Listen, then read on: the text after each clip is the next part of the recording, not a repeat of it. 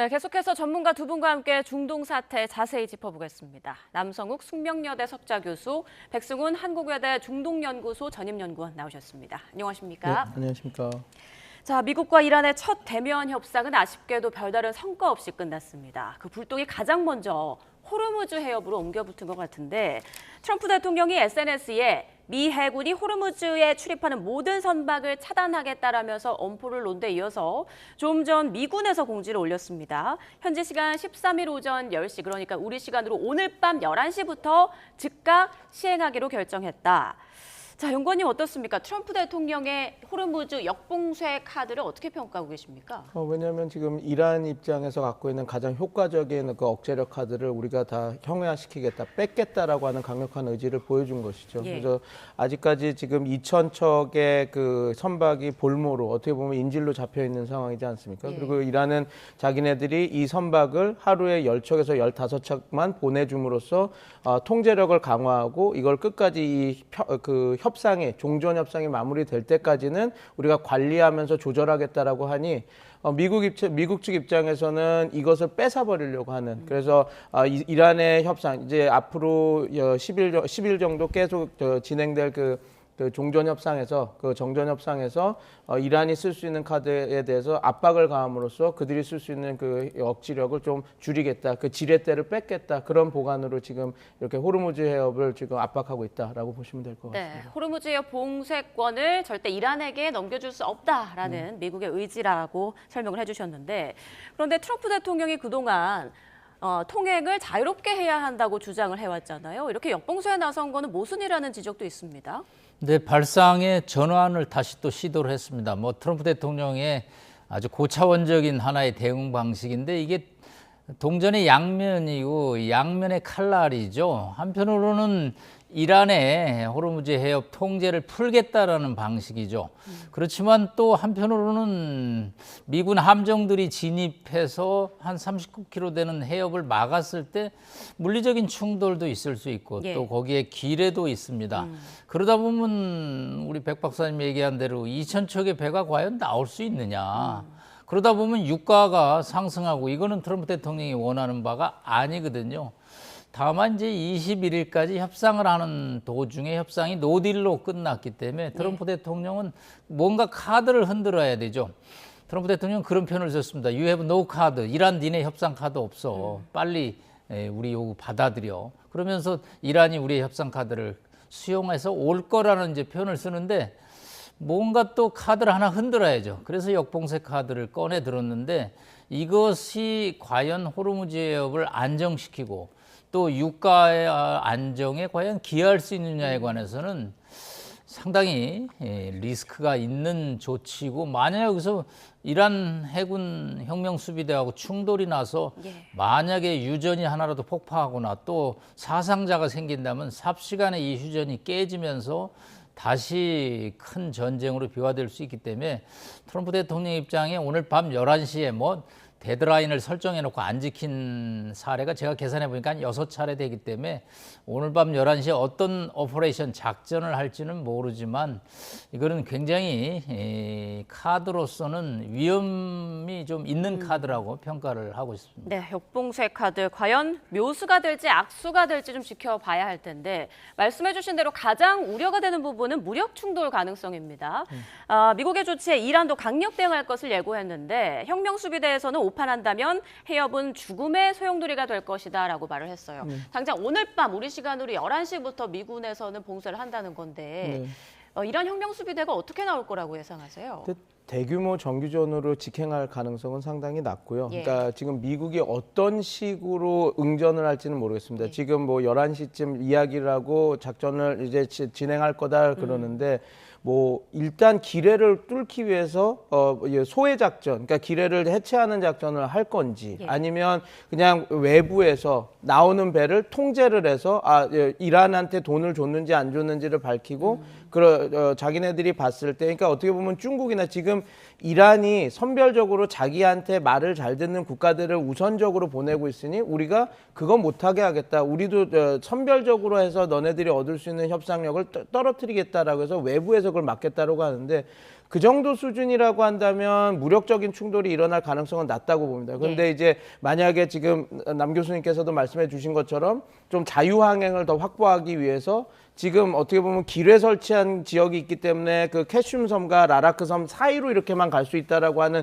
그 항로를 더 넓혀서 뚫기 위해서 기뢰 작전을 하게 된다면 아마 소규모 충돌이 분명히 일어날 수 있죠. 근데 제가 우려하는 지점은 이겁니다. 그러니까 우리가 그 바벨 만렙에서의 그 소말리아 해적들의 작전을 보면 엄청난 군사력이 필요한 건 아니거든요. 그냥 쾌속정이나 아니면 기뢰나 아니면 드론이나 소형 RPG 손으로 들고 쏘는 그 지대함이 아니라 함대함 미사일로도 충분히 타격을 가할 수 있고, 만약에 그런 식으로 공격을 해서 남 교수님 말씀하신 대로 36km나 되는 적은 그 좁은 수로에 배가 한 대 이렇게 그냥 좌초까지는 아니더라도 고장이 나서 모터나 스크류가 고장 나서 막게 되면 그게 또 막는 봉쇄 효과가 날 수 있거든요. 예. 그래서 트럼프 대통령도 제가 볼 때는 분명히 이런 모든 문제점들에 대해서 알고 있을 겁니다. 위험 사항도 알고 있어서 11시 작전이 어떻게 돼야 될지 모르겠지만, 그리고 미국의 그 군사 작전이 어느 수준으로 될지도 봐야 되겠지만, 만약에 제가 말씀드린 대로 외부에서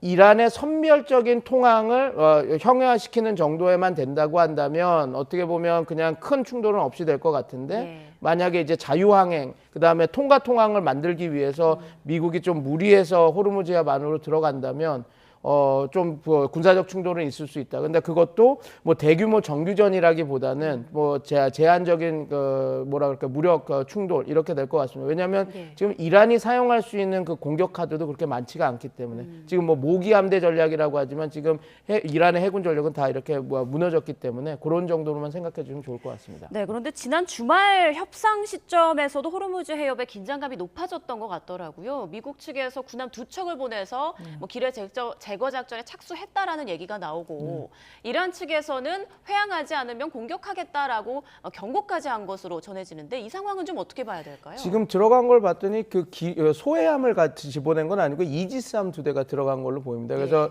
미국 측에서도 어떻게 얘기했냐면 소해 작전을 하기 전 정지 작업에 들어간다라고 이렇게 이야기가 나왔던 것이니, 아마 어떤 시그널을 보내기 위해서 이란 너 호르무즈 해협을 풀지 않으면 우리도 이렇게 우리 군함이 들어갈 수 있어라고 이렇게 하는 시그널을 보여준 것 같습니다. 그래서 당연히 어떻게 보면 이게 이 협상 국면에서 이란이 상당히 불쾌했을 요소죠. 왜냐하면 진짜 진정성 있게 협상을 임하는데 왜 호르무즈 항행, 우리가 이미 다 얘기를 해서 호르무즈 항행은 자유통항이다. 그러니까 자유항행으로 하게 해준다. 단 여기가 기뢰가 있기 때문에 우리가 만든 좁은 해협으로 들어가야 되기 때문에 10척에서 15척만 가는 거지 우리가 다 보내주고 있는데 왜 들어와서 일부러 군사적 작전을 하느냐, 이렇게 문제가 됐던 것 같은데, 그때 당시에도 똑같습니다. 트럼프 대통령은 자꾸 이란이 이 호르무즈 항행을 갖고 통제권을 자꾸 가지면서 협상력을 키우니, 요번에 그때 당시에도 군대를 보내서 너네들이 계속 이걸 붙잡고 있으면 우리는 다른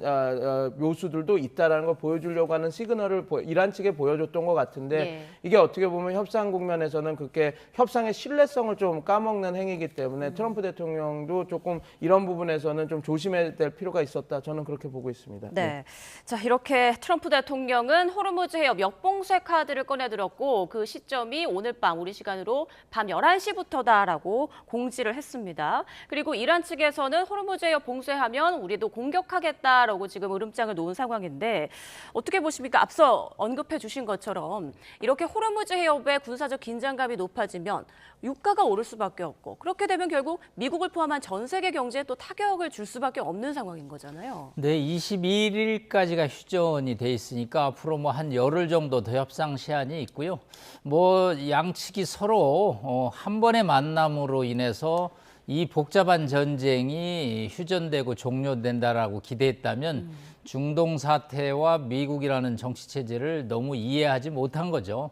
그렇기 때문에 1박 2일 21시간의 협상으로 이 복잡한 문제를 한 번에 완샷으로 해결을 한다라고 기대하는 것 자체가 좀 무리고요. 이번 협상을 통해서 양측이 상대방의 요구사항을 저는 정확하게 파악했다라는 것이 가장 큰 성과가 아니겠느냐. 그래서 사실은 3대 쟁점이 문제가 됐구나. 일단은 이제 지금 우리가 계속 얘기하는 호르무즈 해협의 자유로운 통항의 문제였고요. 두 번째는 핵 농축의 문제입니다. 마지막이 이제 배상과 이란 자산에 대한 국제사회의 제재를 해제하는 건데 뭐 세 번째 쟁점은 뭐 문제가 그렇게 복잡하지는 않고요. 두 번째 쟁점이 저는 굉장히 복잡한 겁니다. 핵농축 문제요. 네, 사실은 2016년에 핵 합의에 의해서 양측이 비핵화를 대화를 하다가 지난해 6월 또 한밤의 미드나잇 작전이라고 그래서 폭탄을 쏟아 부었거든요. 또 지난 2월에도 또 미국이 공격을 했습니다. 자, 그런데 다시 또 핵물질과 또 농축 권리를 이란이 내려놓아야 된다라고 얘기를 하고 있기 때문에 이건 주권 국가인 이란 입장에서도 원자력은 또 평화적 이용이라는 부분이 있거든요. 그렇기 때문에 그것까지 그러면 포기하는 것은 안 된다라는 거죠. 불가죠. 그래서 이 문제는 저는 한두 번의 만남으로 이미 해결될 수 없다라는 과거의 협상 전례가 있기 때문에 예. 시간을 시간을 갖고 갈 수밖에 없고요. 호르무즈 해협의 문제는 지금 우리 앵커께서 말씀한 대로 역봉쇄를 나서더라도 문제가 풀린다고 보지는 않고요. 예. 양측이 교황께서 말씀하신 대로 한 발씩 물러나는 수밖에 없습니다. 이거는 이란도 약간의 뭐 경제적인 실리를 추구하는 뭐 이 통행료라는 표현을 쓰면 또 이건 문제가 되니까 일종의 뭐 비용 부담을 선박들이 하는 것은 어느 정도까지는 한계가 되겠고요. 미국도 뭐 함정을 군함을 해가지고 거기서 만약 좌초가 되면 과거에 스웨즈 운하에서 화물선 하나 좌초돼 갖고 아주 곤욕스러운 일이 발생했거든요. 그렇기 때문에 이게 정말 죽음의 바다로 간다면 휴전은 매우 어렵기 때문에 이란이 뭐 어떤 작전에 어떻게 대응할지는 모르겠지만 이란 입장에서 여기서 또 물러설 수도 없습니다. 예. 눈에는 눈, 이에는 이 작전이 나올 수밖에 없기 때문에 미국이 강력한 화력을 바탕으로 해서 해군 함정을 파견하기는 하겠지만 미국 역시 사상자가 발생한다면 트럼프 대통령 그거는 궁지에 몰릴 수밖에 없기 때문에 오늘 밤 11시에 작전이 그렇게 심각하지는 저는 않을 거라고 봅니다. 그래서 네. 열흘 동안 물밑에서 이제 이견을 확인했으니까 좁히는 안을 파키스탄을 통해서 가든지 뭐는 저는 뭐 직거래도 얼마든지 할 수 있다고 보기 때문에 아직은 희망의 시간이 남아 있다고 봅니다. 네, 남 교수님께서 의견이 좁혀지지 않고 있는 세 가지 쟁점에 대해서 짚어주셨는데 지금 양쪽에서 나오는 얘기를 들어보니까 일부 합의가 이루어진 부분도 있는 것 같더라고요. 네. 어떤 부분은 좀 수월하게 의견이 좁혀졌을까요? 아마 그 서로에 대한 공격을 좀 멈추자라고 하는 부분들은 좀 합의가 빨리 이루어졌을 겁니다. 그래서 지금도 여러 가지 언사로는 세게, 수사로는 세게 부딪혔지만 미국에 대한 직접 공격이나 아니면 그런 것들은 많이 지금 안 되고 있는, 제한이 되고 있는 상황이지 않습니까? 그리고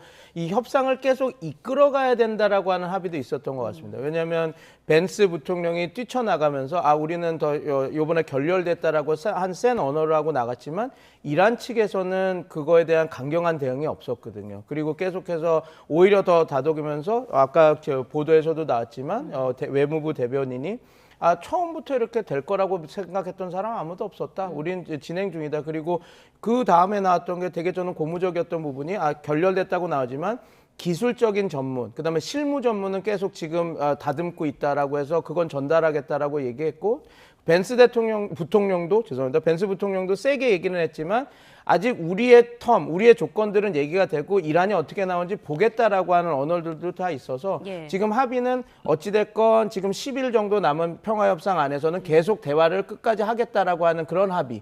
그다음에 그 과정에서 물론 이제 지금 레바논 전선과 호르무즈 해협 문제가 약간 충돌은 있겠지만 서로 이렇게 그 선을 넘는 공격은 하지 않겠다라고 하는 합의들은 빨리 이렇게 어느 정도 느꼈을 것 같습니다. 근데 지금 말씀해주신 대로 가장 큰 문제점은 뭐 벤스 부통령도 밝혔지만 농축 우라늄 프로그램 관련한 거겠죠. 근데 저는 조금 더 지켜봐야 될 게 농축 우라늄 프로그램을 진짜로 제로 인리치먼트 절대로, 그러니까 어떻게 보면 이건 한 자치권을 갖고 있는 그 국가가 갖고 있는 핵주권이거든요. 그러니까 저농축 우라늄은 자기네들이 핵 개발해서 자기네들이 핵주권으로 할 수 있는 개발인데 그런 것까지 다 못하게 하는 것들을 받아들이게 미국이 뭐라 그럴까 요구를 할 것인가 아니면 이란이 어느 정도까지 더 받아들일 것인가는 우리가 좀 더 지켜봐야 되겠지만 그 가장 첨예하게 대립하는 것은 핵 문제.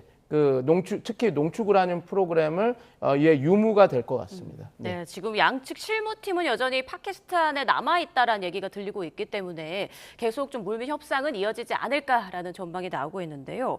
그 미국은 지금 이란이 핵무기와 관련해서 명확한 약속을 내놓지 않고 있다. 이것이 결렬의 이유다라고 주장을 하고 있는데 이란은 미국에서 다양한 의제에 있어서 굉장히 좀 일방적으로 강하게 너무 과도한 요구를 하고 있다라고 말을 하고 있거든요. 네. 미국이 어떤 부분에서 뭐 어디까지 요구했던 걸까요?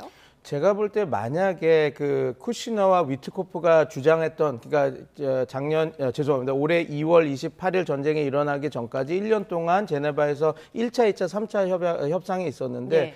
그때 당시 그 여러 가지로 좁혀진다 했다가 다시 간극이 벌어지고 이렇게 했던 것이 위트코프와 쿠시너는 계속해서 이란은 절대 농축 프로그램을 가질 수 없다라고 이렇게 계속 얘기를 했었거든요.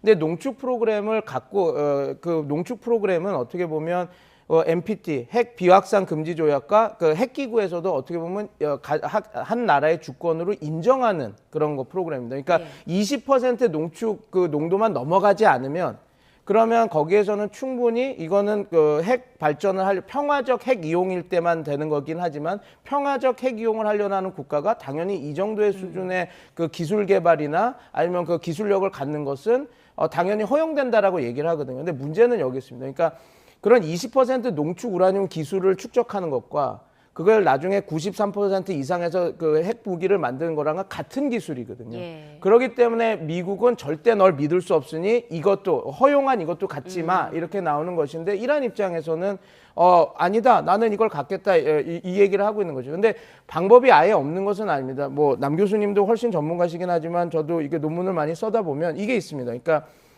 그 이란 핵에 대해서 더 높은 통제를 할 수 있는 93 의정 플러스 2 의정서가 있거든요. 그 말은 뭐냐면 우리가 핵 개발을 한다라고 선언하는 순간부터 아예 그 핵시설이 만들어지지 않았음에도 불구하고 사찰을 받는 것이거든요. 그 IAEA로부터요. 그래서 만약에 이란이 이런 높은 수준의 사찰을 받는 것을 인정을 하고 그 다음에 농축 우라늄을 이렇게 그 국제사회에서 인정하는 20% 안에서 우리가 운용을 하겠다라는 것을 하게 되면 예. 트럼프 대통령 입장에서도 마냥 너네들은 농축 우라늄 프로그램을 모두 못 가져야 돼 이렇게 할 수는 없을 겁니다. 그래서 이 협상 국면에서 도대체 어떤 대화가 되는지가 되는데 이건 또 이란이 상당히 많은 그런 통제력을 그 국제사회한테 던지는 거라서 이걸 잘 안 하고 있었던 부분이 있어서 이런 것들이 좀 맞으면 협상이 될 것 같은데 지금 가장 큰 문제는 다시 말씀드리지만 핵 프로그램 자체가 서로 양쪽의 신뢰가 갖춰지지 않는 상황이기 때문에 이게 조금 대화가 나눠지기 좀 난해한 부분이 있다. 저는 그렇게 보고 있습니다. 네, 지금 이미 깨진 신뢰가 걸림돌이 되고 있다라는 지적을 해주셨습니다.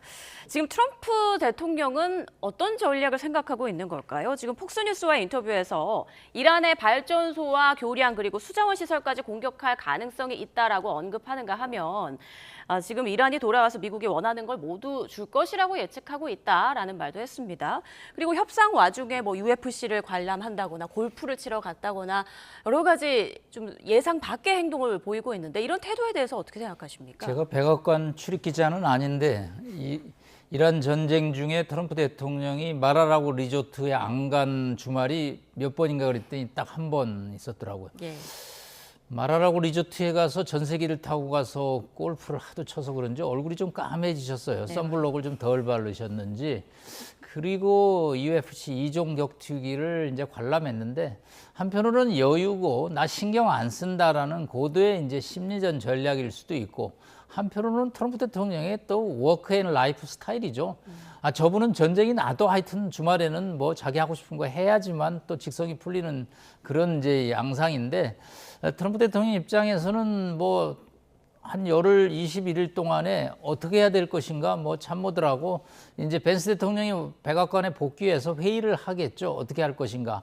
그렇지만 일단 레드라인 그 발전소 담수화 시설, 이란의 이제 핵심 비군사 시설, 뭐 정유 시설까지 포함해서 이거를 뭐 공격하는 것은 이란에 치명적인 타격을 주기 때문에 예. 이 문제를 뭐 제일 높은 카드로 제시할 수밖에 없죠. 트럼프 대통령의 자서전에 보면 항상 가격을 제일 높은 걸 부르거든요. 네. 그리고 상대방과 이제 절충을 해서 중간선을 채택하는 게 비즈니스 스타일인데 역시 이제 이란이 받아들이기 어려운 최고의 목표를 지금 3대 쟁점에서 제시를 했고 예. 이제 절충을 해 나가는 시간이 필요한데 그 중에는 뭐 썰물 밀물 업앤다운이 계속 주기적으로 반복이 되겠죠. 때로는 뭐 호르무즈에 왜 갑자기 또 톨게이트 역할도 하겠다고 그러고 또 뭐 거기 지나가는 돈 주고 지나가는 배 가만 안 두겠다는 또 표현도 쓰다가 결국은 이제 물 밑에서 핵 문제는 저는 적당히 레러사이드 이거는 좀 제껴놓고 호르무즈 해협에서 타협점을 찾으면서 가는데 문제는 네타냐후 이스라엘 총리가 아니겠느냐. 지금 헤즈볼라의 어떤 위협을 제거하기 위해서 완전히 레바논을 지금 비인도적으로 공격을 하고 있는데 예. 이거 우리 이재명 대통령까지 여기에 관여가 돼서 상당히 복잡한 양상입니다. 네타냐후 총리는 핵은 중동에서 이스라엘만 가져야 된다는 생각을 갖고 있습니다. 근데 우라늄 최대 매장량 국가인 이란이 이거 개발을 한다면 이스라엘의 핵이 무용지물이 될 수가 있기 때문에 예. 뭐 차제에 이란을 완전히 초토화시키고 또 본인이 뭐 전쟁 끝나자마자 또 재판을 받아야 되는 복잡한 양상이기 때문에 저는 백악관과 테헤란이 협상을 하는 과정에서 이 텔아비브 이스라엘의 입장이 조금 더 중립적으로 돌아와야 되고 조금 더 이성적으로 판단을 해야지 휴전이 가까워지지 않나는 조심스러운 판단을 해봅니다. 네, 이스라엘에서는 헤즈볼라에 대한 공격이라고 하면서도 민간 시설과 또 민간인들이 모여 있는 마을까지 공격을 하고 있습니다. 이번 종전 협상이 결렬된 데에 이스라엘의 공격에 좀 큰 영향을 줬다라는 지적도 있던데요. 이 부분은 어떻게 평가하세요? 맞습니다. 왜냐하면 지금 양측이 신뢰가 없는 상태에서 협상을 시작했고 신뢰를 좀 구축할 수 있는 하나의 신뢰 정도를 구축할 수 있는 안전 장치들이 뭐가 있었냐면 두 가지가 있었는데 이란 입장에서는 우리의 그 전선에 대한 공격 중지가 있었고 미국 입장에서는 호르무즈 해협의 자유항행이었습니다. 근데 이제 두 개가 잘 서로 신뢰가 너무 낮다 보니까 이게 좀 완벽하게 구축이 안 됐죠. 그중 하나가 썼던 것이 미국이 레바논 전선은 이 그 휴전 그 범위에 들어가지 않아 이렇게 얘기를 하면서 거기가 어깃장이 나기 시작하니 이란도 그래 그러면 우리도 지렛대를 갖고 있어야 되겠네 하면서 여기 그 기뢰가 설치가 돼 있으니까 만약에 자유항행은 우리가 해줄 텐데 이쪽으로 가야 돼서 그 움직일 수 있는 폭을 상당히 3km 정도로 줄여놨거든요. 예. 그렇게 되면 자유항행을 허용한다 해도 하루에 10척에서 15척밖에 못 가는 그리고 이란의 영유 그다음에 영토 안으로 지나가야 되기 때문에 완전히 이란의 통제권 안에는 이런 어떻게 보면 약속을 안 지킨 거는 아닌데 좀 약간 애매한 지점들을 만들어 놨었던 거거든요. 근데 그 지점을 교묘하게 네타냐후가 파고들면서 우리는 더 공격을 하겠다 하면서 공격 강도를 높여갔죠. 그렇게 해서 이란이 지금 이 신뢰의 그 안전장치들을 흔들어 놓는 깨질 수도 있는 그런 수준으로 이렇게 올려놓은 건데 그래서 앵커님 지적대로 네타냐후 대통령 입장에서는 이게 두 가지 측면에서 이 전쟁을 계속해서 확산을 해야지 얻을 수 있는 게 이스라엘 국가 차원으로도 그다음에 네타냐후 지금 죄송합니다.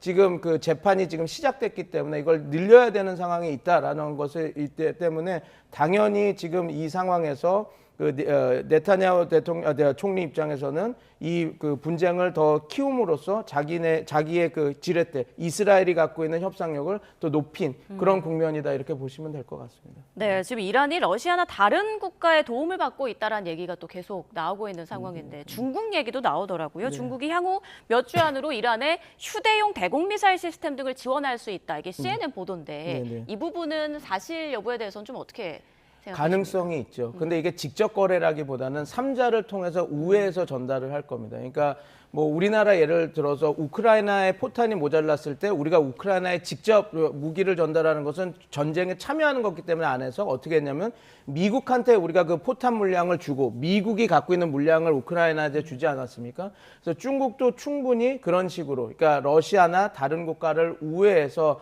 휴대용 그 대공 미사일을 제공할 수 있는 그 가능성이 상당히 높다. 근데 지금 아마 특별히 이런 행동을 하는 이유는 미중 정상회담을 두고 중국 역시 우리도 이런 역할을 할 수 있다라고 하는 지렛대를 올리려고 하는 그런 것들도 있다라고 봐서 예. 어찌됐건 미중 정상회담을 앞에 두고 이런 행동을 하는 것이기 때문에 뭐 전면적으로 엄청난 물량을 지원하고 이런다기보다는 어떻게 보면 중국의 협상력을 좀 높이는 차원에서 이렇게 진행될 거다. 저는 그렇게 보고 있습니다. 네, 트럼프 대통령은 중국이 이란에 무기를 주면 50% 관세를 받게 될 것이다. 이런 경고를 날리기도 했는데요. 자, 앞으로 또 어떤 상황이 펼쳐질지 계속 좀 지켜보겠습니다.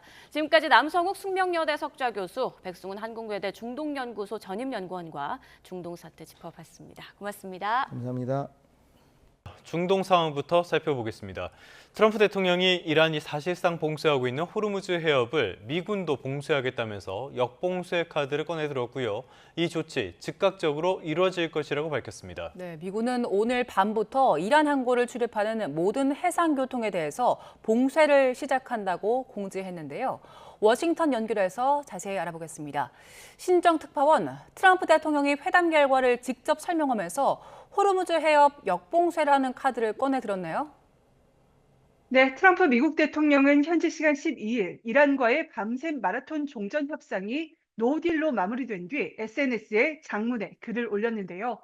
미 해군이 호르무즈 해협을 드나드는 모든 선박을 봉쇄하는 절차를 즉각 시작할 것이라고 썼습니다.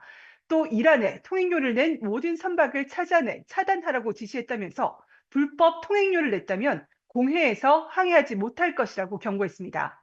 이란과 협상이 결렬되자 이란의 호르무즈 봉쇄에 맞선 역봉쇄를 선언한 겁니다. 직접 들어보겠습니다. Well, we're going to be blockading. It'll take a little while, but it'll be effective pretty soon.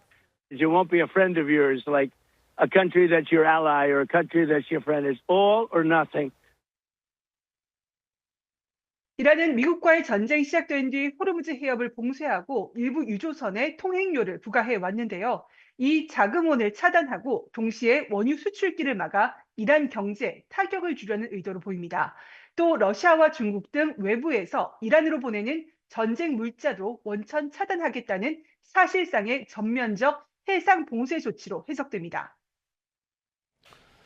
여기에 대해서 여러 의견들이 나왔었는데요. 실제로 미군이 해협 봉쇄에 나설 것이라고 공지를 했다고요. 네, 미군은 이란 항구를 출입하는 모든 해상 교통에 대한 봉쇄를 시행한다고 공지했습니다. 중동 지역을 관할하는 미 중부사령부는 조금 전 SNS에서 트럼프 대통령 선언에 따라 미 동부 시간 13일 오전 10시부터 봉쇄를 시작한다고 밝혔습니다. 우리 시간으로는 오늘 밤 11시입니다.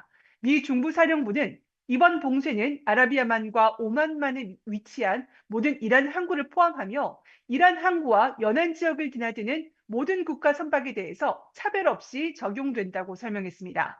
다만 이란 이외 국가 항구를 오가기 위해 호르무즈 해협을 통과하는 선박의 항행 자유는 방해하지 않을 것이라고 덧붙였습니다. 이어 봉쇄 시작 전 공식 통지문을 통해 상선들의 추가 정보가 제공될 것이라면서 모든 선박 승무원들은 해당 해협에서 운항할 때는 미 해군 부대와 교신할 것을 권고한다고 강조했습니다. 트럼프 대통령의 경고 몇 시간 만에 미군이 시행을 공고하고 나서면서 해협 봉쇄 우려가 커지고 있습니다. 실제로 해협이 봉쇄되면 가뜩이나 위태로운 2주간 휴전이 더 위태로워지며 전쟁 장기화로 이어질 수 있고 국제 유가 추가 상승 등 전 세계 경제에 미칠 위험도 클 수밖에 없습니다. 다만 트럼프 대통령은 글 게시 뒤 폭스뉴스와의 전화 인터뷰에서 조금 시간이 걸릴 것이라며 봉쇄 조치가 실질적으로 이뤄질 때까지 대화 여지가 남아있음을 시사하기도 했습니다. 네, 트럼프 대통령이 이렇게 압박 강도를 높이면서도 대화 여지를 두고 있는데 이건 협상 재개를 기대하고 있는 걸까요? 네, 트럼프 대통령은 이란과 협상이 막판으로 가면서 매우 우호적이었다면서 대부분 사항이 합의됐다고 말했습니다. 그러나 미국이 가장 중요했던 이란의 핵무기 포기를 이란이 합의하지 않았다고 설명했습니다. 그러면서도 이란이 다시 협상 테이블로 복귀해 우리가 원하는 모든 것을 줄 것으로 예상한다고 말했는데요. 직접 들어보겠습니다. And they haven't left. They haven't left the bargaining table. I predict they come back and they give us everything we want. 트럼프 대통령은 이와 함께 이란에 전쟁 물자를 보내는 국가들의 50% 관세를 부과하겠다는 경고에는 중국도 포함된다고 말했습니다.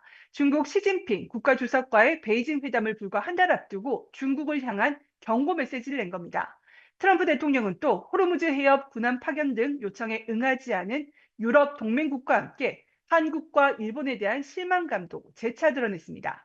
다만 호르무즈 해협에 미군 기뢰 제거함을 배치하며 기뢰 파괴 작업도 시작했는데 영국 등 몇몇 다른 국가들도 기뢰 제거함을 보내고 있는 것으로 안다며 기대감도 함께 내비쳤습니다. 지금까지 워싱턴에서 YTN 신윤정입니다.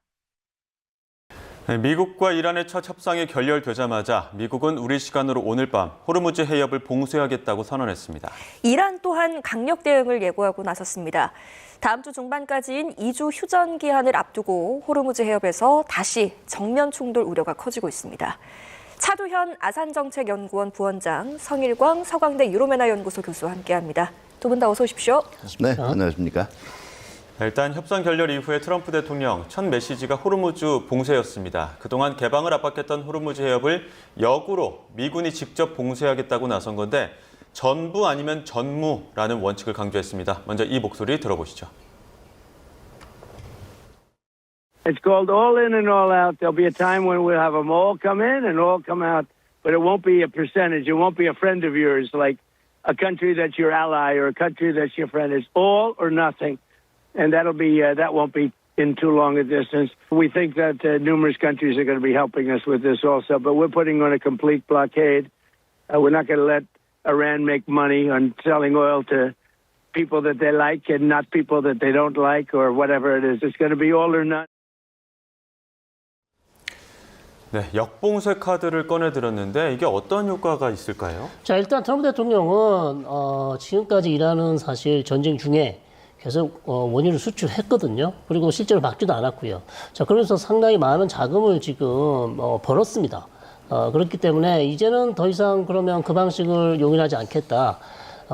다른 걸프 국가들은 사실 원유 수출을 못했지 않습니까? 예. 그렇기 때문에 다 같이 못하면 다 같이 이제 못하는 거다. 그래서 경제적으로 상당히 이란을 압박함으로써 제 생각은 다시 한번 협상 테이블을 끌어내기 위한 그런 외교적 수단이다 이렇게 볼 수도 있겠어요. 왜냐하면 아직 시간이 좀 남아 있고요.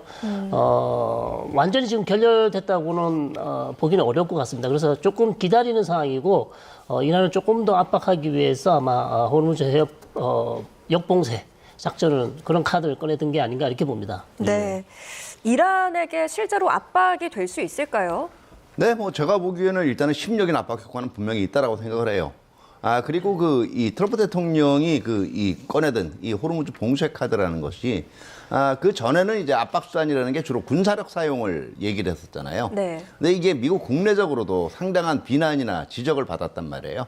그렇기 때문에 트럼프 대통령 입장에서는 이제는 그러면 군사적인 타격이 아니더라도 이란의 이 자금 그리고 이란의 물자 조달을 틀어막겠다라는 얘기고요. 예. 이게 원래 얘기했던 그 발전소라든가 뭐 이런 기타 기반 시설 폭격 이상으로 이란의 입장에서는 상당히 중요한 타격을 줄 수가 있다는 거죠. 실제로 이렇게 되면 이란도 내부에서의 그 자체적인 생산 기능이나 그다음에 일상에 필요한 자원 공급 능력이 현저하게 떨어질 수밖에 없기 때문에 예. 결국은 부담을 느끼게 되겠죠. 예. 근데 문제는 이게 협상력을 높일 수 있겠지만 유가도 높일 수 있다는 부분 아니겠습니까? 유가에도 영향을 미칠 텐데요. 그렇죠. 그게 가장 지금 걱정되는 부분인데 예. 왜냐하면 이렇게 또 역봉쇄를 하게 되면 다른 선박들도 들어왔다 나왔다 출입이 좀 어렵지 않냐 이렇게 예. 이제 걱정을 하실 텐데 일단 지금 나온 보도를 보시면 이란 항에서 이란 지역에 들어가는 이란이 가지고 있는 항구로 들어가는 출입하는 모든 선박에 대해서 일단 중단하겠다는 얘기고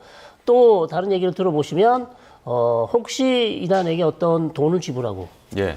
통행료를 지불하고 나오는 선박이 있으면 그걸 잘 감시를 하겠다는 미국의 입장인 것 같아요. 그렇기 때문에 이란에 있는 항구 외에 다른 지역에 들어가는 선박들에 대해서는 일단 막지 않겠다는 게 지금 미국의 생각인 것 같습니다. 그래서 최대한 어쨌든 완전 봉쇄라는 그런 모습은 모양은 보이지 않도록 하기 위해서 노력을 하는 것 같은데 어쨌든 시장은 또 막는구나.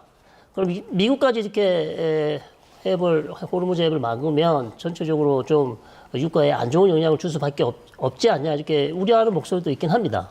예. 제가 보기에는 심적인 그 측면 이외에 예. 실적으로 물동량의 제한으로 인한 유가 상승 요인은 제가 크지 않을 거로 생각이 돼요.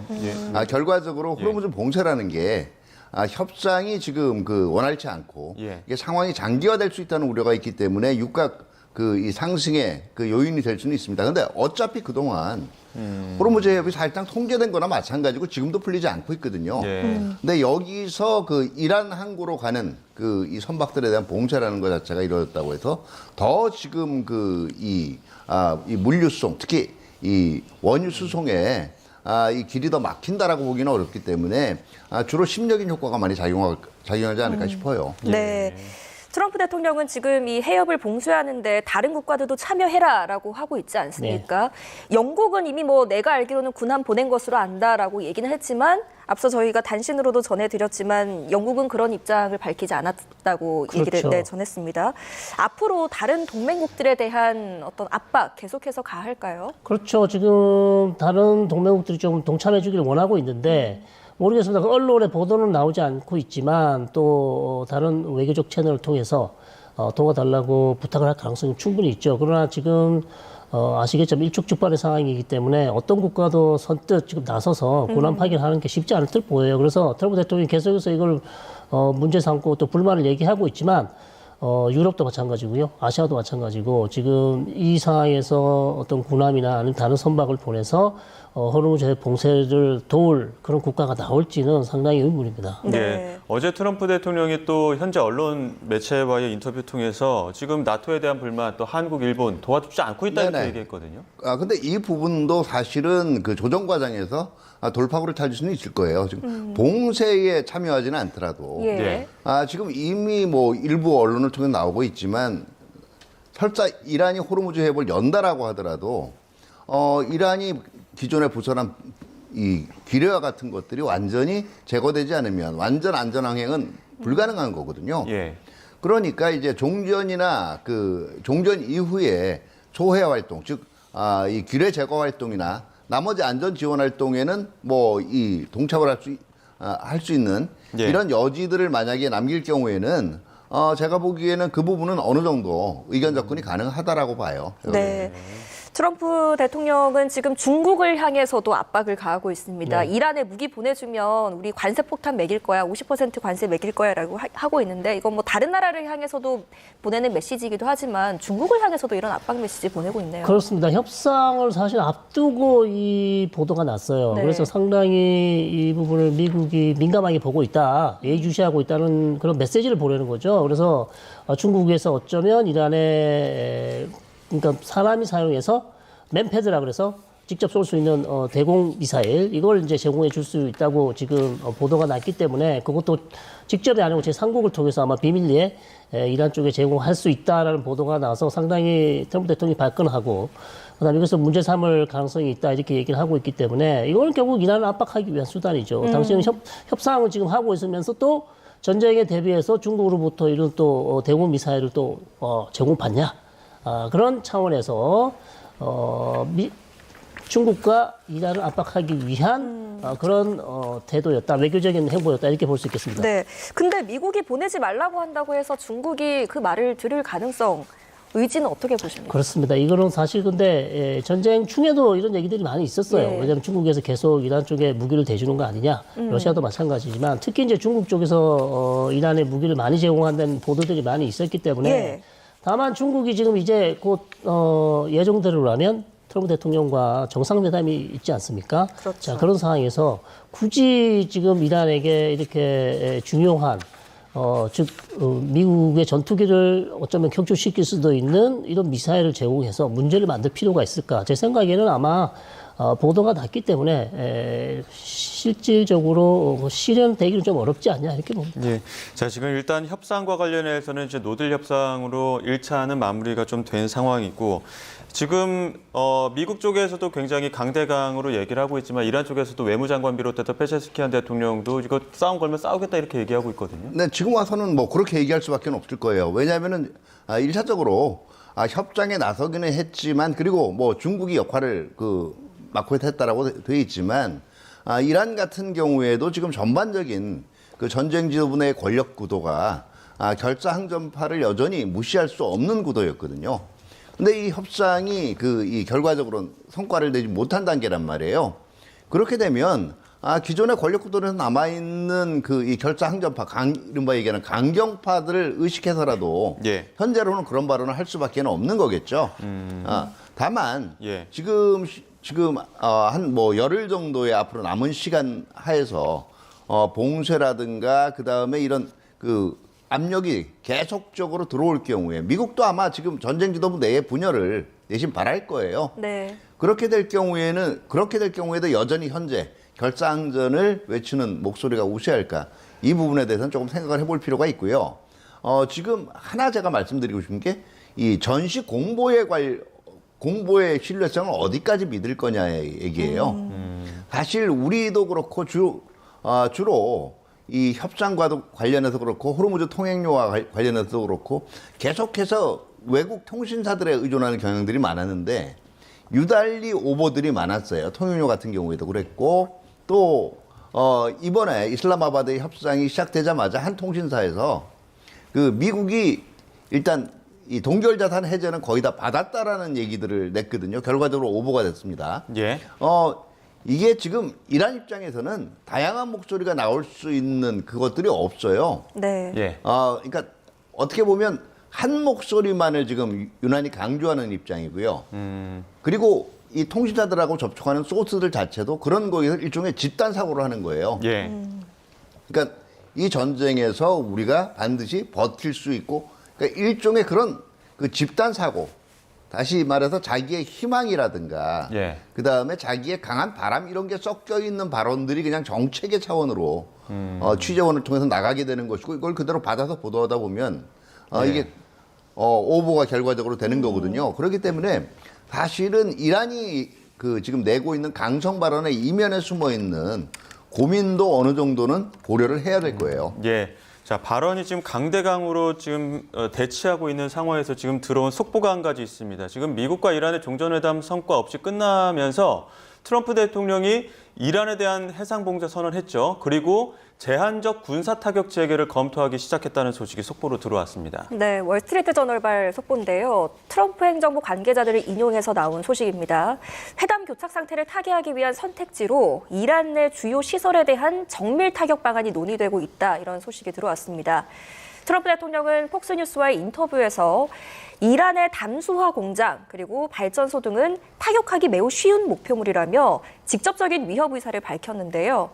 다만 행정부 내에서는 대규모 폭격이 가져올 지역 불안정 그리고 장기전 부담 등을 고려해서 실제로 실행 가능성은 낮게 보는 관측도 함께 나왔습니다. 백악관은 이와 관련해서 대통령은 이미 호르무즈 해상 봉쇄를 지시했다며 현재 모든 추가적인 옵션을 테이블 위에 올려두고 있다고 강조했습니다. 네, 제한적인 군사 타격 재개를 한 건 아니고 검토하기 시작을 했습니다. 이것도 네. 어떻게 보면은 협상력을 높이기 위한 압박 전략이라고 봐야 될까요? 네, 그렇겠죠. 아무래도 지금 이제 시간이 현지 시간은 20일까지, 우리 시간은 22일까지 이제 휴전이 남아 있습니다. 한 10일, 9일 정도 남아 있는데 아직까지 이제 트럼프 대통령은 추가적인 협상도 가능하다고 볼 수 있습니다. 그렇게 희망적인 생각을 가질 수 있겠죠. 그렇기 때문에 할 수 있는 한 이란을 계속해서 압박하려고 이런 생각을 하고 있을 수도 있는데요. 그러나 이제 실제로 제한적 타격을 하더라도 이란이 가장 중요한 발전소라든지 정유시설 이런 것을 타격한다는 것은 상당히 강경한 이란의 반응, 대응 공격을 불러올 수 있기 때문에 예. 상당히 위험할 수 있죠. 그렇기 때문에 일단 생각을 하고 있지만 결단은 아직 하지 않은 것으로 그렇게 보입니다. 그래서 제 생각은 2주 휴전이 끝나기 전까지는 아마 그런 군사 작전을 하기는 좀 어렵지 않은가. 최대한 기다려보는 방향으로 갈 가능성이 높지 않나 이렇게 보고 있습니다. 네. 네, 지금 전반적으로 그동안 이 트위터라든가, 네. SNS라든가 이런 부분들을 활용하는 트럼프 대통령의 목적을 한번 보면요. 네. 이런 것 같아요.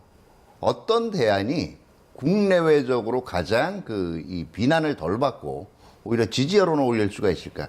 그 대표적인 게 통행료, 호르무즈 해협 통행료 문제였어요. 그리고 지금 사실은 이 휴전이라든가 종전 협상과 관련된 어떤 부분들에 대해서는 타협을 하고 어떤 부분은 타협 불가능한가에 대해서도 지금 여러 가지 대안들을 계속 띄워보면서 그 여론을 탐색하고 있다라고 볼 수가 있습니다. 마찬가지로 군사작전 같은 경우에도 제가 보기에는 이게 만약에 제한적으로 뭐 그것도 그러니까 지지율에 크게 영향을 미치지 않는다면 선별적으로 선택할 수 있고 얼마든지 명분은 만들 수 있다라고 봐요. 가령 지금 그 호르무즈 해협에서 처음에 기뢰 제거 활동, 소외 활동을 위해서 일부 미군 선박들이 이 호르무즈 해협 쪽으로 근접하지 않았습니까? 예. 이란 쪽에서 이거 다음번에 넘어오면 가만 안 있겠단 말이에요. 얘기했단 말이에요. 예. 그러면 호르무즈 해협 자유항행에 대한 강한 의지를 보여준다는 측면에서 호르무즈 해협에 배치되어 있는 이란 일부 전력에 대해서 이쪽에서 선제 공격을 가하려고 했기 때문에 우리가 먼저 반응했다.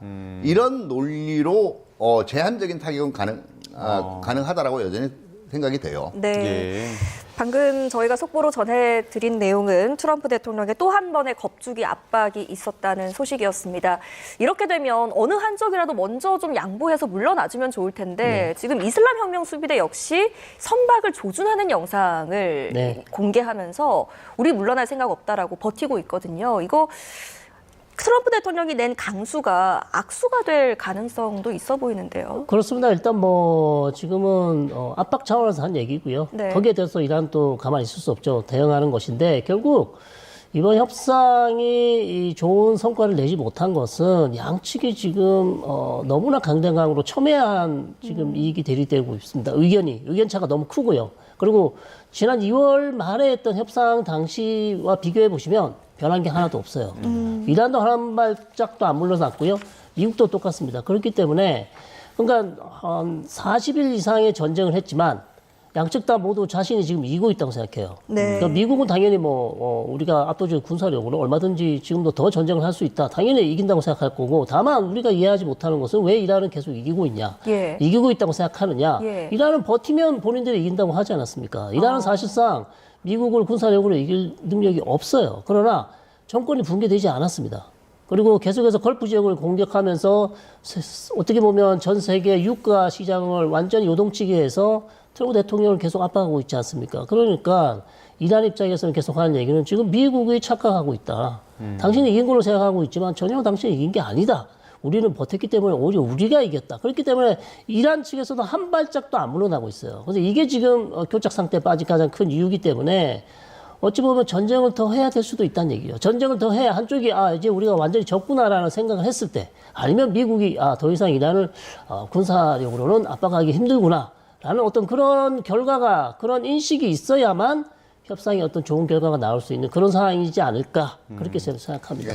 다만 지금 좀 위험한 것은 이 상황 자체가 장기화될 경우에 이란 스스로는 자기가 이기고 있다라고 계속 자기 암시를 집어넣을 거예요. 근데 지금 호르무즈 상황에서 보는 바와 같이 엄밀하게 얘기하면 호르무즈 해협을 통제하고 있다라는 것도 이란이 완전하게 모든 위험으로부터 호르무즈 해협을 지나가는 선박들의 안전을 보장할 능력이 있지는 않다라는 게 이미 드러났어요. 그러니까 무슨 얘기냐면 지나가는 걸 방해할 수는 있지만 해안포로 쏘거나 기뢰를 부숴서.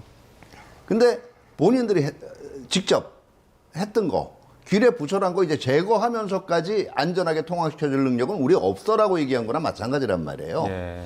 이렇게 되면 국제적인 신뢰성으로 떨어질 수밖에 없고요. 무엇보다 상황이 장기화되면서 아까도 얘기했지만 어떤 정권이 버텨낼 때 그냥 억압 능력만 가지고 버틸 수 있는 데는 한계가 있어요.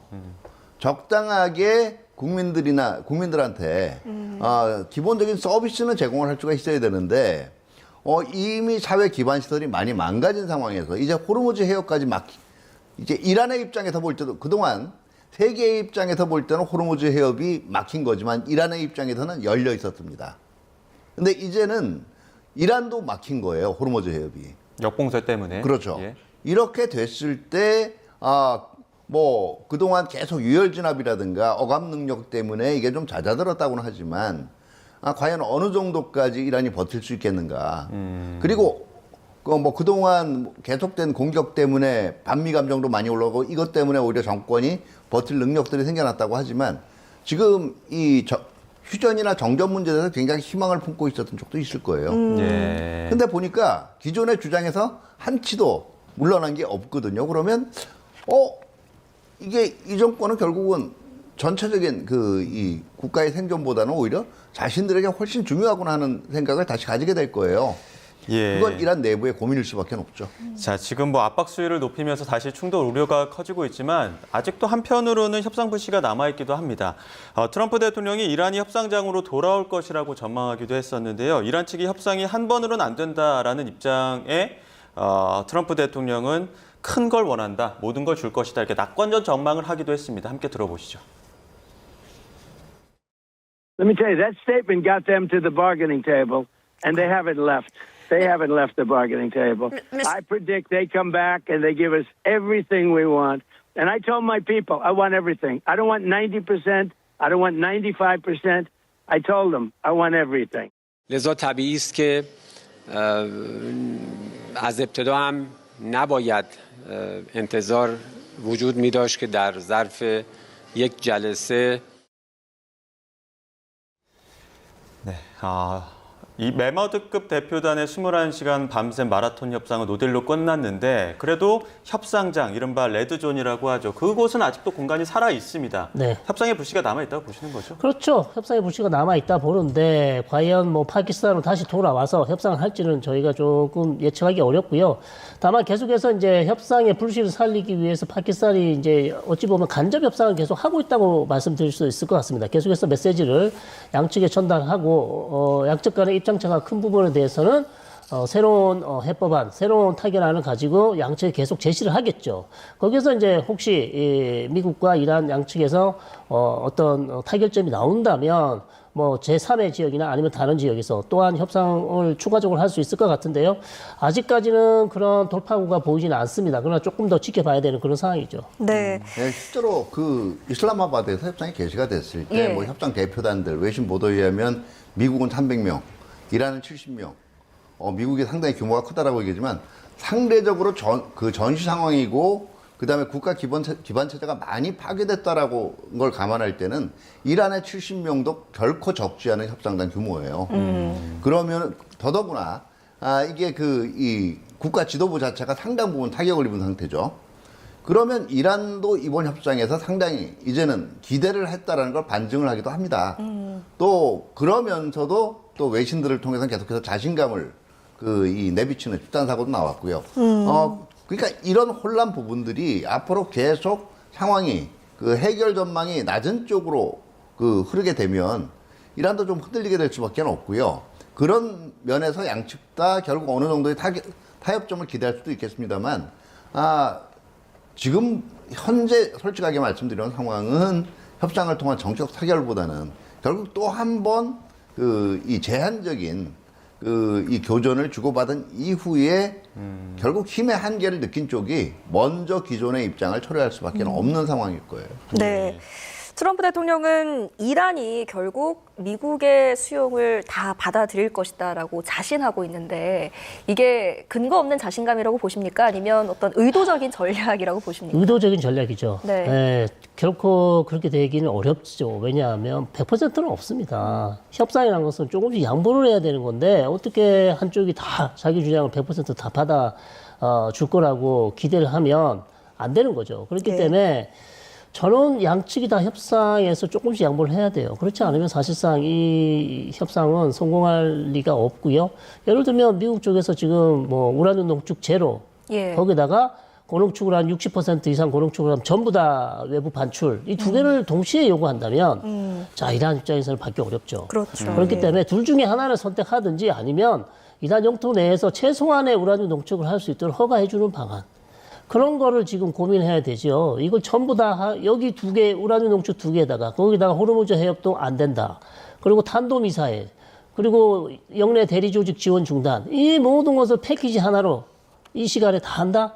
저는 어렵다고 봅니다. 그렇기 예. 때문에 미국도 선택과 집중이 필요하고요. 여기서 선택이라는 것은 핵만 가지고 협상을 하는 게 훨씬 더 성공할 가능성이 높다. 다른 것들은 나중에 추후해도 된다 이렇게 봅니다. 네, 성일광 교수님이 미국과 이란의 종전 협상이 좀 성과 없이 마무리된 배경도 조금 짚어주셨는데 직접 한번 들어보겠습니다. 미국은 협상 결렬 책임을 이란에 돌렸고요. 이란은 미국의 과도한 요구를 문제 삼았습니다. 들어보시죠.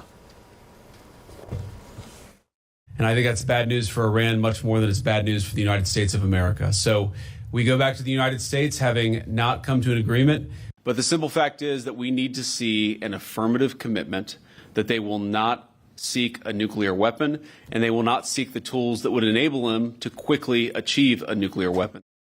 اما در مورد دو سه موضوع مهم خب دیدگاه ها فاصله داشت و نهایتاً منجر به توافق نشد این گفتگوها. 미국은 핵 협상이 제대로 이루어지지 않고 있다고 있고 이란은 두세 가지 문제 그리고 과도한 요구를 하고 있다고 얘기하고 있거든요. 네네. 어떤 부분이 좀 문제라고 보십니까? 네, 지금 일단은 미국이 요구하는 그동안 안을 확 축약을 해서 하면 딱 두 개로 돼요. 첫 번째는 그 이란의 이 무기화할 수 있는 핵 능력을 완전히 제거할 그 의도나 능력 면에서 모두 투명하게 보여달라는 거고 그런 결과가 나와야 된다는 거고요. 예. 두 번째 새롭게 등장한 거지만 호르무즈 해협을 가지고 이제는 이걸 통제를 하는 이 행위는 받아들일 수 없다라는 겁니다. 반면에 이란 쪽에서 지금 나온 건 대표적인 건 우라늄 농축권이라는 건 상당히 상징적인 고유 권리이기 때문에 이거는 수용할 수 없다라는 얘기고요. 그러니까 인정을 해줘야 된다라는 얘기고 두 번째는 이란 입장에서는 다시 침공 안 하겠다라는 보장. 이게 상당히 큰 쪽으로 들어섰던 것 같고 세 번째는 그래도 이란이 내부적으로는 승리의 서사를 만들 수 있는 바로 얘기하는 재건 자금을 위해서라도 전쟁 배상의 문제예요. 그래서 나온 게 호르무즈 해협 처음에 가지고 통행료 얘기도 나왔고 지금 이번에 협상장에 새로 뜬 게 제재 해제를 얘기하는 제재 해제 예전은 딴 건 아니에요. 돈이 없다라는 얘기예요. 지금 쓸 수 있는 돈이. 이 중에서 보면 결국은 미국 입장에서는 핵 농축, 우라늄 농축에 대한 것보다는 지금 조금은 무게중심이 이미 이란이 가지고 있는 무기화할 수 있는 400kg이 넘는 440kg의 고농축 우라늄을 어떻게 처리하느냐. 여기 지금 상당한 요구를 하고 있는 것 같아요. 사실은 우라늄 농축권의 문제는 2015년에 공동행동계획 조인트 컴프레시브 플랜 오브 액션에 나왔던 농축도 3.75% 미만에 대해서 IAEA 검증이라든가 사찰 이걸 전제로 일부가 저는 인정이 가능할 건데 문제는 이란이 그동안 이 JCPOA의 범위 밖을 넘어서서 농축을 했던 60% 이거는 사실은 누가 봐도 무기화 의도가 있는 거예요. 이걸 어떻게 처리하느냐에 대한 이건 양보가 불가능하다라고 얘기를 했을 거고요. 이란은 어쨌든 핵 농축권에 대한 상식적인 문제보다 이게 440kg을 내놓았을 때 그냥 내놓는 게 사실상 패배한 것처럼 비춰질 수가 있거든요. 어떻게든 자기네들을 모양새를 살릴 수 있는 조치를 요구를 했을 거고 오히려 이란 입장에서는 지금 제재 해제 문제를 상당히 새롭게 강하게 내밀었던 것 같아요. 근데 이게 기존의 우라늄 농축에 대한 권리가 쭉 강조가 되어 오다가 협상장에 가서 새로이 제재 해제 문제가 가장 큰 관건으로 나왔다는 얘기는요. 그만큼 이란이 이제 조금 이 협상에서 관철해야 될 거의 기본 방향을 바꾸기 시작했다는 거고 아까도 얘기했지만 재건이라든가 이 국가 운영에 대한 자금의 필요성에 더 중점을 두기 시작했다는 걸 의미하기도 합니다. 네. 트럼프 행정부는 이른바 이 핵 문제를 레드라인, 넘지 말아야 할 선으로 보고 있는데 앞서서 우리 성일관 교수님께서도 짚어주셨지만 핵 문제만 가지고만 얘기를 해도 일단은 물꼬가 트일 텐데 그러니까 트럼프 행정부에서는 이걸 좀 포기를 못하는 것 같습니다. 일각의 전문가에서는 이란은 핵탄도 실제로 제작한 경험도 없고 또 미국과 이스라엘의 어떤 정밀한 정보망을 피해서 핵무기 개발하는 게 실제로 어려운데 왜 이렇게 미국이 이란의 핵무기에 집착을 하느냐 이런 분석의 목소리가 나오거든요. 네네. 결국은 이제 미국의 정서에서 보면 치팅이라는 문제예요. 한번 속였기 때문에 지금 당장은 하지 않는다라고 해도 언젠가는 다시 만들 거다라는 얘기고 아마 이 논리가 원래 이란이 지금 아까 말씀드렸잖아요. JCPOA에 따르면 60% 농축은 나올 수가 없어요. 근데 그동안 계속 축적해서 440kg을 축적을 했단 말이에요. 그러면 이거는 탄두를 만들려고 한 게 분명하고 미사일과 관련해서 이란이 자체적으로 JCPOA 이후에 사거리를 2,000km로 제한을 했었다고요. 근데 이번에 인도양에 있는 미국 영국군 공동기지는 4,000km까지 이제 거리가 그러면 미국 입장에서는 이 여지 자체를 완전히 없애지 않으면 믿을 수가 없다라는 거예요. 물론 저는 뭐 만약에 상태로 협상이 결렬이 되고 한다라고 해도 적어도 이란이 앞으로도 이제 이 핵을 비롯한 대량 살상 무기 문제로 더 유리한 고지에 설 수 있다는 의견에 동의하지 않습니다. 왜냐하면 사실은 440kg은 과거에 속였고 그걸 다 내놔야 앞으로 속이지 않겠다는 약속으로 믿겠다는 상징이죠. 이 440kg을 가지고 있다는 것과 이걸 가지고 단기간 내에 무기화할 수 있다는 건 전혀 다른 차원이에요. 일단은 핵 분열 물질이 있다라고 해도 다시 말해서 농축우라늄이 있다고 해도 이걸 탄두로 설계를 해야 되고요. 근데 이번에 그 설계 시설도 일부 파괴됐을 가능성이 큽니다. 두 번째는 핵실험을 또 해야 돼요. 이거 또 한 번 넘어야 될 과제고요. 세 번째로 그러면 투발수단이란 말이에요.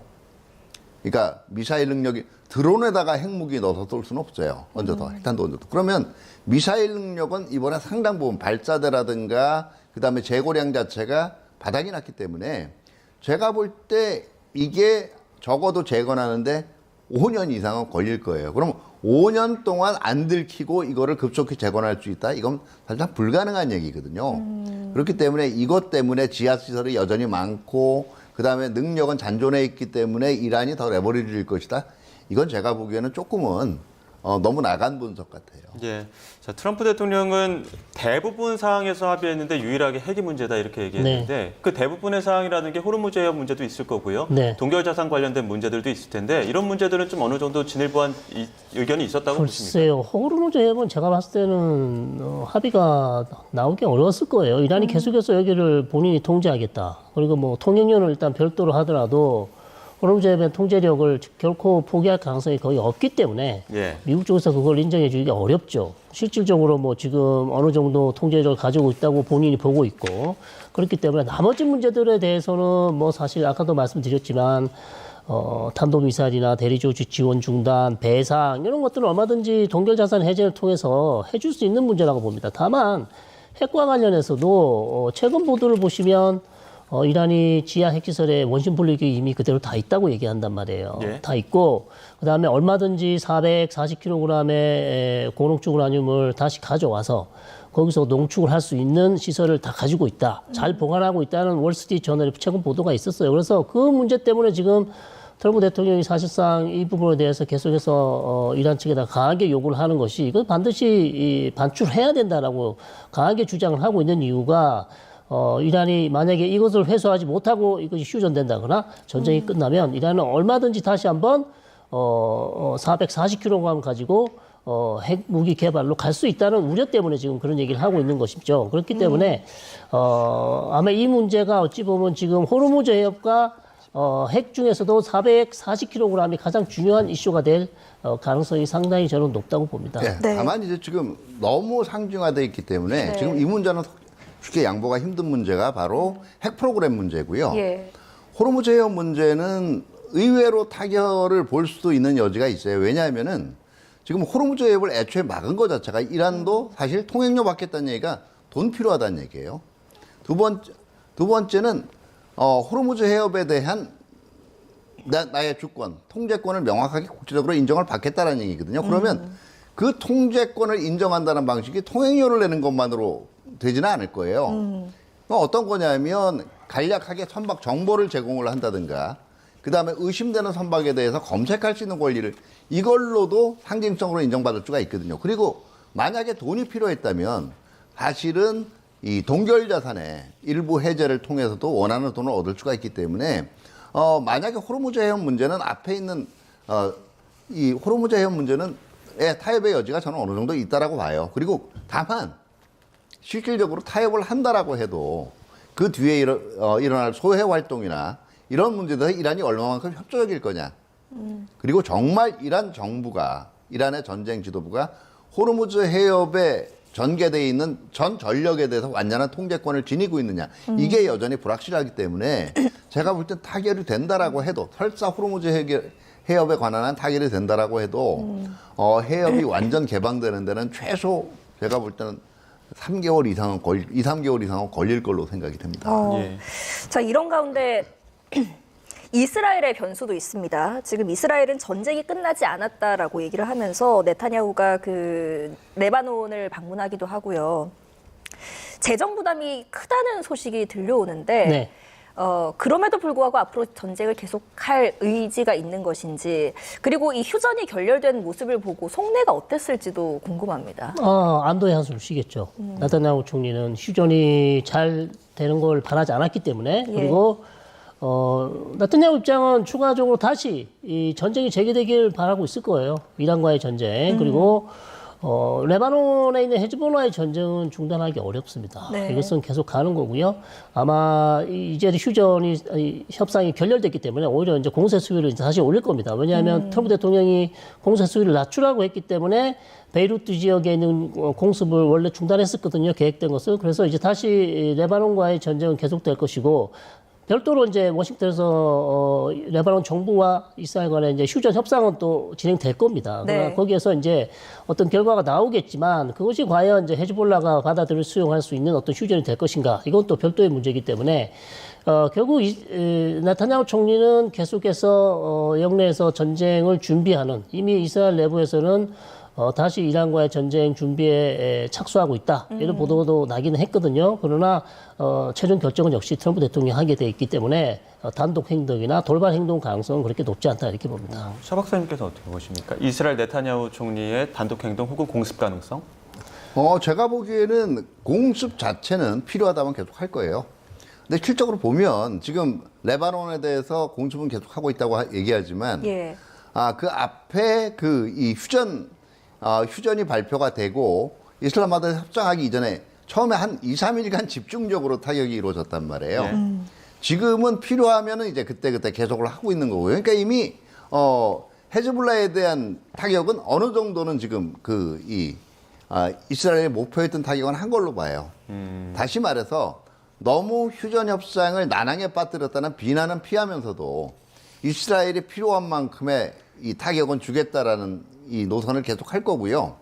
뭐 흔히 얘기하는 게 이제 이런 거겠죠. 지금 이스라엘의 행보에 대한 계속 불안감이 나오는 이유가 결국은 이 전쟁도 뭐 여러 가지 소스에 의하면은 이스라엘에게 말려서 시작이 된 건데, 끝날 때도 해방을 놓지 않겠냐. 근데 이게 아마 트럼프 대통령도 어떻게 보면 지금 이스라엘 말만 믿고 섣불리 전쟁에 끌려 들어간 걸 상당히 후회하고 있을지도 모르겠어요. 네. 근데 그 상황에서 만약에 정말 계속해서 이 협상이 부진해지고 정말 휴전이 깨진 상황이 온다면 미국은 가장 간단한 방법이 그냥 발을 빼버릴 수도 있어요. 네. 네. 그게 이제 그렇게 되면 가장 곤란해지는 건 오히려 이스라엘입니다. 그렇기 때문에 지금 와서 큰 틀을, 지금 있는 상황 흐름의 큰 틀을 이스라엘이 바꿀 정도의 능력 자체는 저는 없다고 봐요.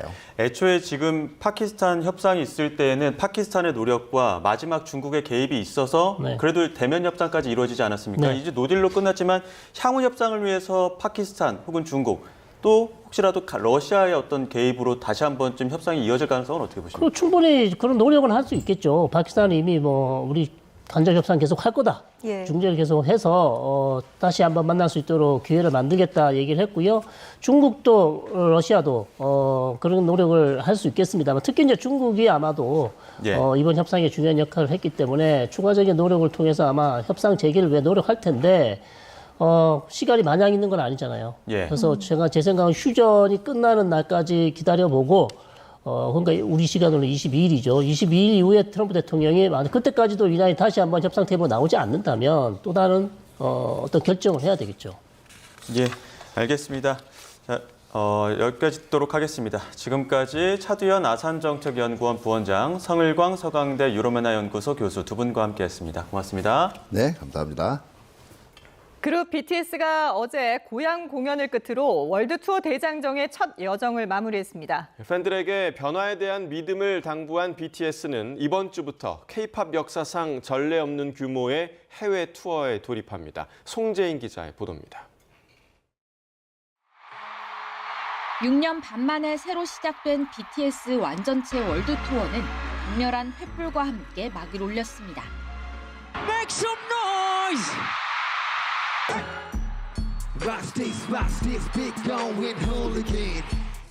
빌보드 정상의 자리에 오른 새 타이틀곡 스윙부터 아리랑 선율이 담긴 바디 투 바디까지 다양한 신곡을 선보이며 흥을 돋웠습니다. 저희가 4년 만에 아리랑이라는 앨범을 내고 저희가 이렇게 콘서트 투어를 하게 됐는데 앨범도 그렇고 저희가 여러모로 좀 새로운 시도들을 많이 해보려고. 이번 월드 투어의 백미는 360도에서 볼 수 있는 개방형 무대 연출. BTS 멤버들은 사방으로 뻗은 돌출 무대를 오가며 팬들과 반가움을 나눴습니다. 저희가 정말 오랜만에 이렇게 360도 공연을 한번 해봤습니다. 진짜 360도에 이렇게 아미분들이 둘러싸여 있으니까 저희가 정말 기분이 너무 좋은데요. 다만 드넓은 무대를 활용하다 보니 BTS 고유의 강렬한 단체 안무 비중은 줄었습니다. 때마침 앞서 방시혁 의장이 멤버들에게 이제는 안무 대신 음악에 더 집중하자고 제안했다는 인터뷰 기사도 공개되면서 일부 팬들은 달라진 BTS 공연에 아쉬움을 전하기도 했습니다. 리더 RM은 공연 막바지 변화를 너그러이 믿고 봐달라는 말을 남겼습니다. 중요한 것은 저희 7명이 이 일을 같이 서로 하기로 했다는 그 점이고요.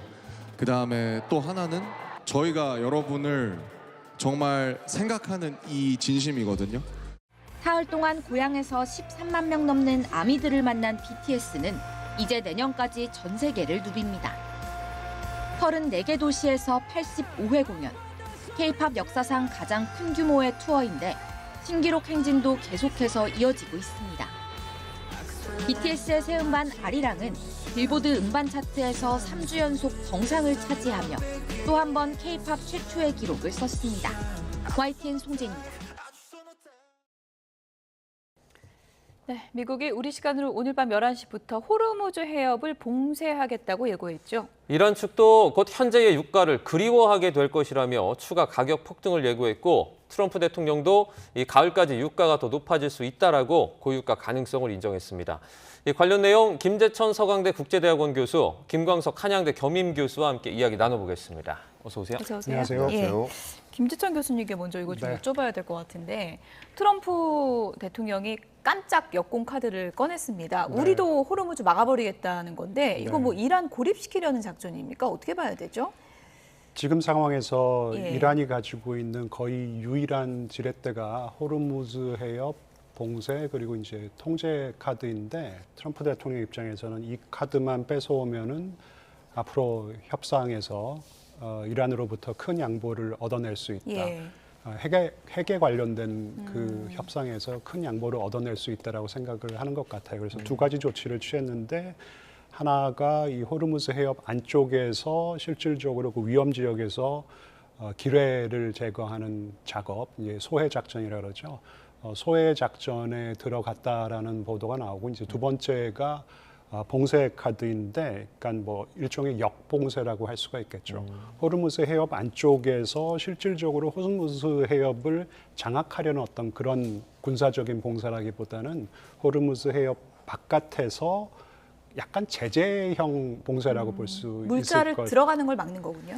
들어가는 것도 막고 나오는 이란의 유조선은 일단 좀 막아서 경제적인 타격을 입히겠다라는 것인데, 하지만 이럴 경우에는 글로벌 유가가 다시 치솟는다라는 그렇죠. 그런 약간 자해성, 어떻게 보면 역봉쇄라고 할 수가 있을 것 같고, 왜냐하면은 많은 국가들은 사실 이 라라카 섬 바로 위쪽 그리고 바로 아래쪽에 그 좁은 항로를 통해서라도 하루에 10척이라도 조금 이 호르무즈 그렇죠. 해협을 좀 빠져나오고 있는 그런 모습을 좀 더 보고 싶어 하거든요. 그래서 이게 얼마나 효과가 있을지는 모르겠지만 일단은 이 두 카드를 다 동원을 한 것 같고, 하지만 조금 지켜봐야 될 것이 이 두 카드를 전부 다 쓸 것인지 아니면 하나도 다 안 쓸 것인지 그중에 하나만 쓸 것인지 조금은 지켜봐야 될 것 같아요. 미국 중부사령부가 그러니까 그 두 척의 이제 이지스함이죠. USS 프랭크 E. 피터슨과 그다음에 마이클 머피 이 두 척이 호르무즈 해협 통과해가지고 그 안에서 작전 수행하고 있다 이렇게 밝혔거든요. 네네. 뭐 기뢰 제거나 이런 것도 하겠지만 네. 어쨌든 이란에게도 좀 큰 압박이 될 수 있겠죠. 큰 압박이 되죠. 그래서 이란 정부는 일단 이런 사실을 부정을 했습니다.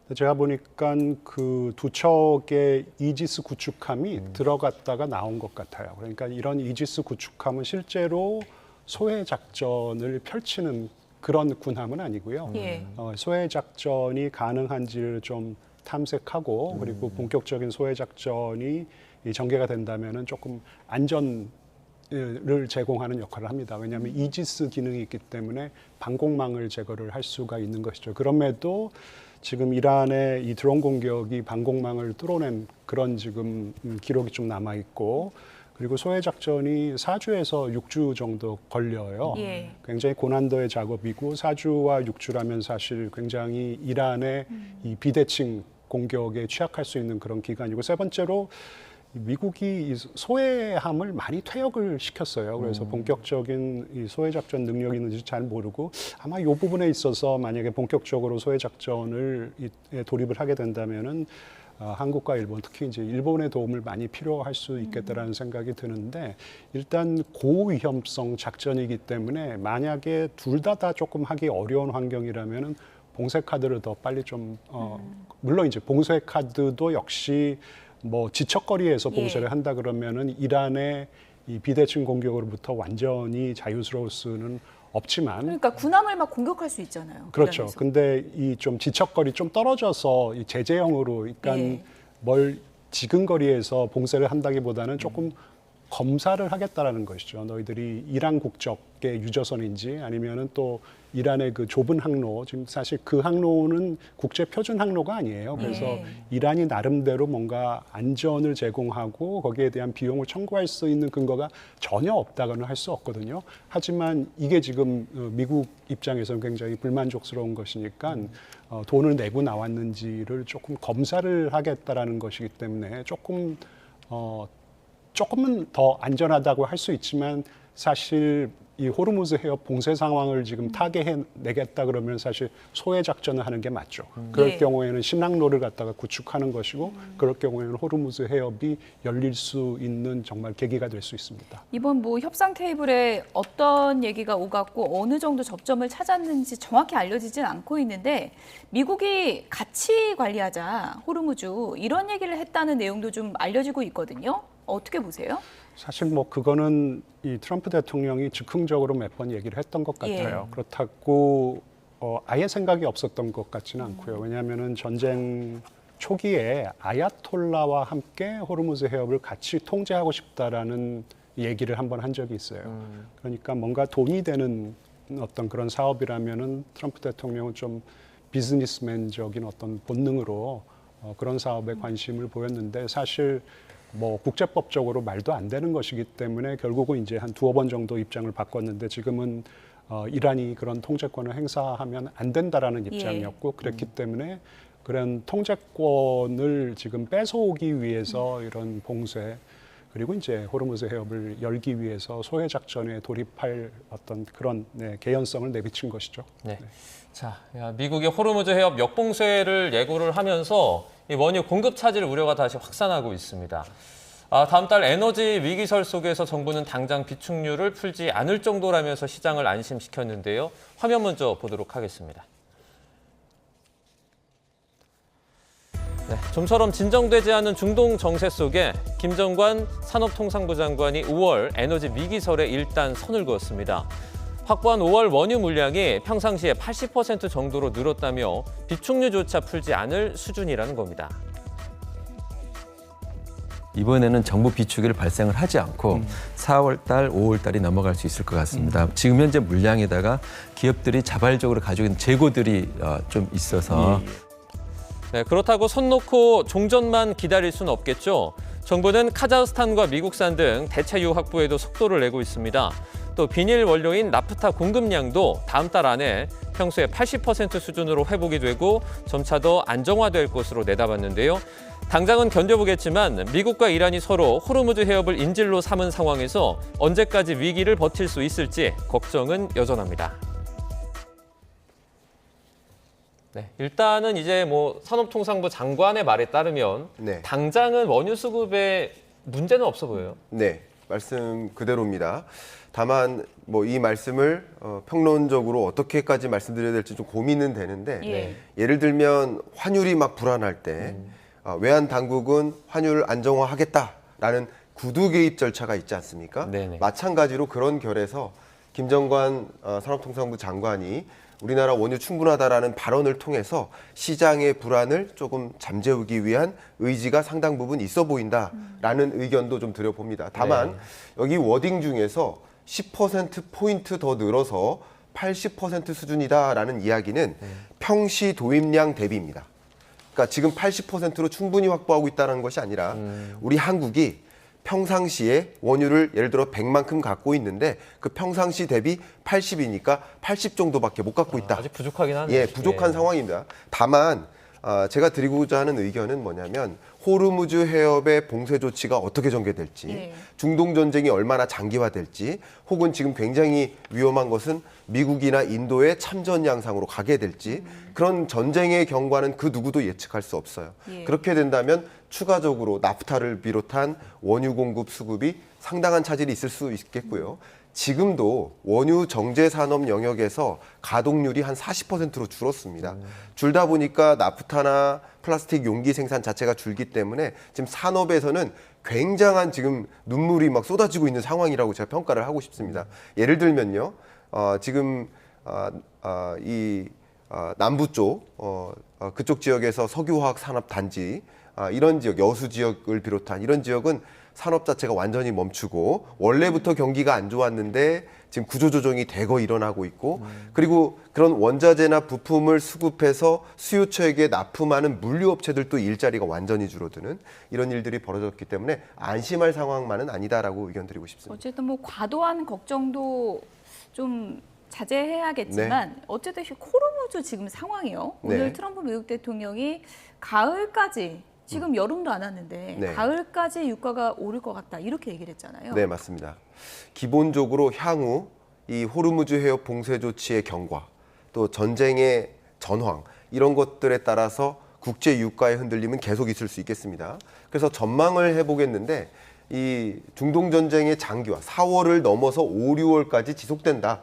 라는 전제하에서는 국제 유가가 120달러까지 오를 수 있다라고 보통 기관들이 전망하고 있고요. 만약에 이 전쟁의 양상이 격화되고 그런 경황으로 가게 된다면 150달러까지도 갈 수 있다라고 의견을 갖고 있습니다. 이렇게 되면 소위 수입 원유 가격, 우리나라 입장에서는 수입 원유 가격이 오를 수 있죠. 그래서 지금의 국제 유가가 안심할 만한 상황은 아니다라고 의견을 드려보고 싶습니다.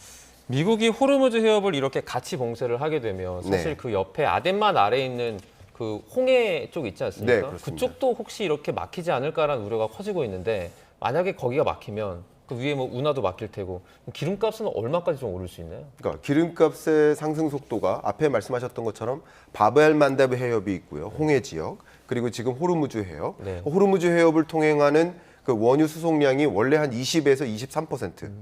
그리고 역시 바브엘만데브 해협을 통과하는 원유 수송량이 10%. 그러니까 합하면 그 충격은 더 커지죠. 근데 후티 반군이 아무래도 지금 호르무즈 해협에서 이렇게 전운이 더 고조되는 국면에서는 이란과 함께 공조 작전을 할 수도 있겠다라고 가정할 수 있거든요. 그러니까 그런 전운이 더 고조되고 있는 거예요. 그러니까 그럴 상황에서는 국제 유가가 120달러까지 치솟을 수 있고요. 그리고 말 그대로 이런 조치가 장기화까지 이어진다면 150달러 고점을 기록할 수도 있겠다고 의견을 드리고 싶습니다. 일단 뭐 협상은 결렬되면서 좀 먹구름은 낀 것 같고 이란에서는 지금 유가를 그리워하게 될 것이다 이런 뭐 협박까지 했는데 어쨌든 지금 이란 입장에서는 우리는 버틸 힘이 있다. 그리고 지금 최악의 상황은 조금 전에도 이제 언급이 됐지만 홍해까지 막을 수 있는 카드가 이란 손에 있는 거 아니겠습니까? 네. 우리 김 교수님께서 잘 설명을 해주셨지만 사실 어떻게 보면은 이 수에즈 운하와 홍해 그리고 이제 바브엘 만데브 해협이죠. 바브엘 만데브 그 항로는 국제 석유 수송로로의 가치보다는 그냥 통상로의 가치가 훨씬 더 큰 것이죠. 이 세계 3대 해협이 이제 호르무즈 해협, 바브엘 만데브 해협, 말라카 해협인데 만약에 지금 이란 신정 체제의 의도대로 바브엘 만데브 해협까지 막혀버린다면은 세계 3대 해협 중에 2개의 해협이 막혀버리는 것이고 그리고 지금 호르무즈 해협이 실질적으로 막혀버리면서 국제 에너지 공급망이 교란이 됐는데 사실 통상로로의 가치는 바벨 만데브 해협이 더 크다고 할 수 있기 때문에 그냥 국제 공급망 자체가 교란될 수 있고 물류 대란이 발생할 수가 있는데 하지만 후티 반군이 그렇게 의미 있는 어떤 공격을 감행해서 바벨 만데브를 장악하는 것은 사실 군사적으로 결코 쉽지는 않은 상황입니다. 그 점을 좀 감안을 해야 될 것 같고요. 이란으로서는 어쨌든 간에 호르무즈 해협 지금 실질적인 봉쇄 상황 그리고 통제권을 잃어버린다고 하면은 사실 이 미국의 앞으로 이제 협상 전략에 속수무책일 수가 있는 것이기 때문에 소해 작업이 의미 있게 진전이 된다 그러면은 분명히 군사적인 옵션을 실행에 옮길 가능성이 굉장히 크다고 봐야 되겠죠. 그리고 봉쇄 상황 같은 경우에도 통제권을 잃게 된다고 생각을 하면은 분명히 뭔가 조금 강압적인 방법을 동원할 수밖에 없을 것 같아요. 그래서 앞으로 이 협상이 재개가 된다 그러면은 이 호르무즈 해협 상황이 가장 중요한 변수가 될 것 같습니다. 종전 협상 이렇게 결렬되면서 사실 지난주에 주식 산 분들 있잖아요. 어제 마음 철렁한 분들 많으셨을 것 같아요. 그런데 오늘 보니까 뭐 사이드카가 발동된다든지 이런 아주 심각한 하락은 좀 나오지 않은 것 같아요. 네, 그 부분 뭐 이 자리에서도 여러 차례 말씀을 드렸었는데 원래 전쟁이 발발했을 때 예를 들어서 2월 말로 돌아갈게요. 그리고 그 다음 날 하메네이 사망 사태가 발표됐을 때 이럴 때는 주가의 요동이 변동폭이 마이너스 10 플러스 10입니다. 그러다가 전쟁이 어느 정도 한 일주일 정도 지속될 때는 전쟁의 격화, 장기화 이런 것을 공포감을 가질 때 또 주가가 떨어지겠죠. 한 일주일 정도 지나면 그 등락이 5% 내외로 상하회 이렇게 종종 진행되다가 지금 같은 경우는 전쟁이 나름 2개월째 지속되고 있다 보니까 전쟁이 주가에 미치는 영향이 다소 완화되고 있다. 그래서 그 진폭이 좀 줄어들고 있다. 이렇게 해석을 할 수 있겠고요. 가장 극단적인 사례가 러우 전쟁이죠.